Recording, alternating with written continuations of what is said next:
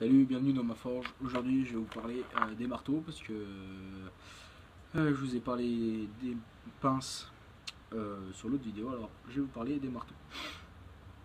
Avec quoi j'ai commencé la forge? Parce qu'en fait, je suis vite équipé, relativement vite équipé, parce que j'ai pu trouver assez rapidement du matériel. La première pince que je vous ai montré, celle-là. Et je vais vous montrer le marteau avec lequel j'ai commencé, qui est un marteau que je continue à utiliser parce que c'est un très bon marteau. C'est un marteau de forge, tout simplement, de forgeron, que j'ai pu retrouver chez moi par contre, chez mon grand-père, comme l'enclume, ça vient de chez mon grand-père. En fait, j'ai récupéré ça, il y avait juste la tête, du coup j'ai pu rajouter juste la manche. J'ai fait un manche assez long pour avoir vraiment plusieurs mains, des marteaux assez précis, comme assez longs, parce que je comptais pas racheter de marteau, je compte pas racheter de marteau maintenant en tout cas. Vraiment voir la puissance, il fait quand même 1,5 kg, du coup ça reste quand même un gros marteau. Ça j'utilise tout le temps en fait, quand j'attaque à forger je l'utilise. Sur toutes mes vidéos vous allez voir, bon, une petite inscription la forge, bon vous voyez tout à l'envers, c'est pas grave, un petit signe celte. Voilà. Pour ceux qui ont ces types de marteaux là, ils vont vraiment bien et ils peuvent comprendre. Ensuite, comme je vous ai montré dans l'autre vidéo, j'ai acheté celui-là de marteau. C'est le seul marteau que j'ai acheté. C'est un marteau à bout de relais, à faire en fait à bout de relais. Au départ, je voulais un marteau d'écrasement un peu rond, puis j'ai trouvé ça, puis c'est resté. C'est un Facom.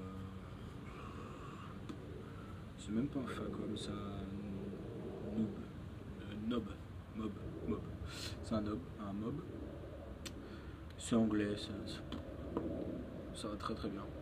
Il y a une partie plate, un peu bombée mais sans plus, et une partie boule qui sert quand on rift les rivets sur des couteaux, etc. Comme j'ai pu faire sur le couteau, le dernier couteau que j'ai fait.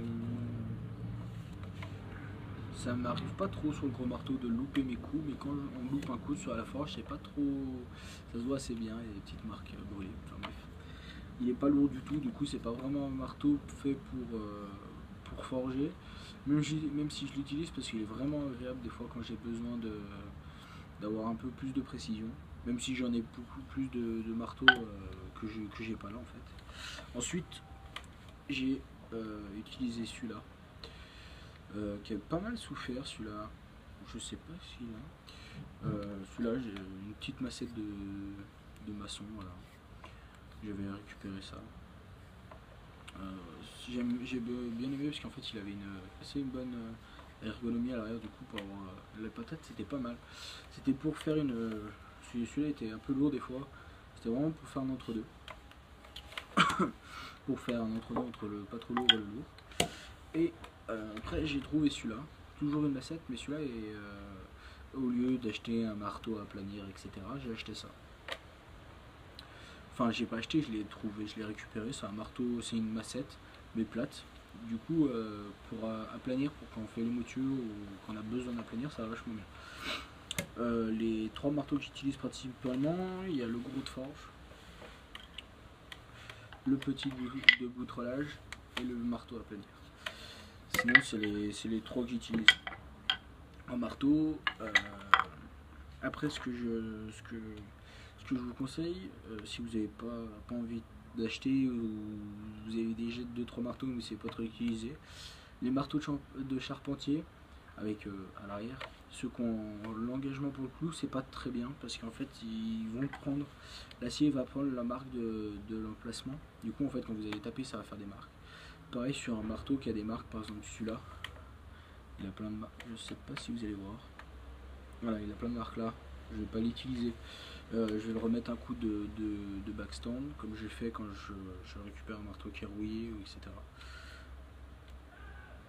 Je le ponce, et puis voilà. Et ensuite, c'est tout ce que j'ai en marteau. Après, on n'est pas obligé d'acheter des milliers de marteaux, hein. Un marteau suffit souvent.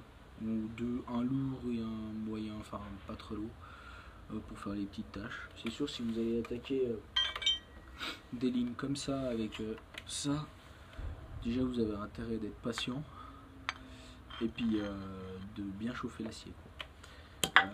Parce que souvent quand on attaque des limes, faut mieux que ce soit proportionnel, quoi. Voilà. Après le marteau c'est comme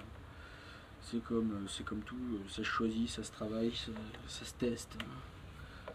Moi je sais que les marteaux de mécaniciens qu'on peut voir avec une tête plate puis un petit nez, j'ai pas trop aimé. Mon père forge avec ça, mais j'ai pas trop aimé. Voilà.